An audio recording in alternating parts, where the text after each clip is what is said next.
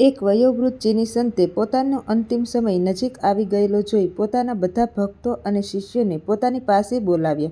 દરેકને કહ્યું, ભાઈઓ, મારા મોઢામાં જુઓ તો ખરા, તેમાં કેટલા દાંત છે? બધા શિષ્યોએ મોઢામાં જોઈને કહ્યું, દાંતો તો ઘણા વર્ષ પહેલાં પડી ગયા છે, મહારાજ. હવે એક પણ દાંત બચ્યો નથી. સંતે પૂછ્યું, મોઢામાં જીભ તો છે ને? બધાએ કહ્યું, જી હા. સંતે કહ્યું, આ વાત કઈ રીતે બની શકી?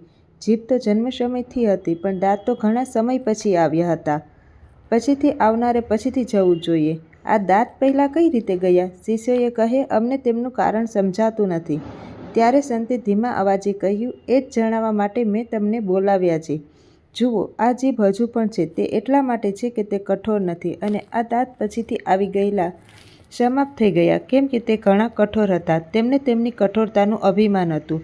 આ કઠોરતા જ તેમના સમાપ્ત થવાનું કારણ બન્યું છે. તેથી મારા બાળકો, જો તમારે લાંબુ જીવવું હોય તો નરમ બનો, કઠોર નહીં.